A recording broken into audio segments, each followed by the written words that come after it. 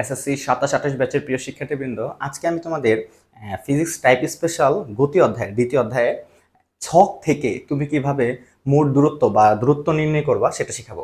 খেয়াল করো, উপরে দেওয়া হচ্ছে সময়, এগুলো হচ্ছে 0, 5, 10, 15 এভাবে 40 পর্যন্ত। নিচে হচ্ছে বেগ, বেগের আগে হচ্ছে মিটার পার সেকেন্ড, পাশে দেওয়া 0, 2, 4 এভাবে চলে গেছে। ঠিক আছে, আচ্ছা এখন তোমাকে মোট দূরত্ব জানতে চাইছে। খেয়াল করো, বেগ কতক্ষণ পর্যন্ত বাড়ছে? 0, 2, 4, 6, তারপর আবার কি 6, 6, 6, তার মানে বেগ অপরিবর্তিত, আনচেঞ্জড।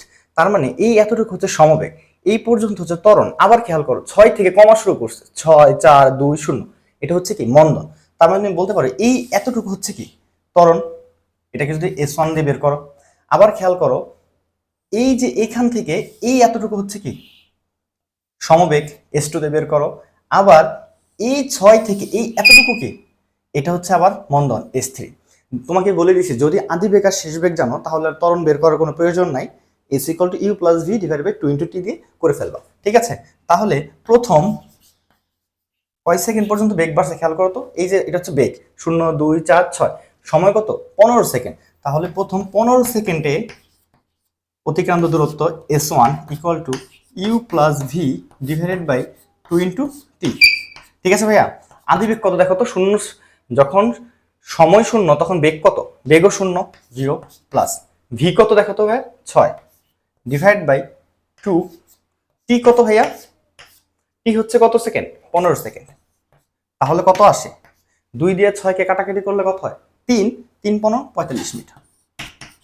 ঠিক আছে ভাইয়া, তাহলে S1 ডান। এখন খেয়াল করো, এই 15 থেকে এই 25 সেকেন্ড পর্যন্ত কিভাবে চলছে? সমবেগে 15 থেকে 25 সেকেন্ড। তাহলে কি লিখতে পারো? দেখো 25 থেকে যদি 15 বাদ দাও কত হয়? 10 হয় না? 25 থেকে 15 বাদ দিলে 10।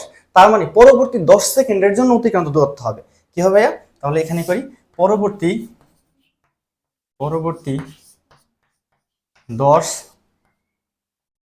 সেকেন্ডে S = যেহেতু সমবেগের সূত্র তাহলে কি হবে? ভিটি। ভি কত ভাইয়া? 6। টি কত দেখো তো? এই যে 15 থেকে 25, তার মানে কি 15 থেকে 25 সেকেন্ড, 25 থেকে 15 বাদ দাও 10, 6 10 কত? 60 মিটার। তাহলে তোমার S2 ডান। এখন খেয়াল করো, এই 25 সেকেন্ড থেকে আবার 40 সেকেন্ড পর্যন্ত কিভাবে চলছে? ত্বরণে। তার মানে তোমার আবার এই সূত্রটা ইউজ করতে হবে। ত্বরণ মানে কি? ঋণাত্মক ত্বরণে চলছে। ঠিক আছে, তাহলে তুমি এই সূত্র ইউজ করো S3। তাহলে কি হবে? 25 থেকে 40 সেকেন্ড, তার মানে 40 থেকে যদি 25 বাদ দাও কত হয়? 15 হয়। পরের 15 সেকেন্ডে, পরের 15 সেকেন্ডে তাহলে S3 কত হয় ভাইয়া? U + V / 2 × T, তাই তো? আচ্ছা, তাহলে তুমি মান বসায় দাও। এর মান কত হয় দেখো তো?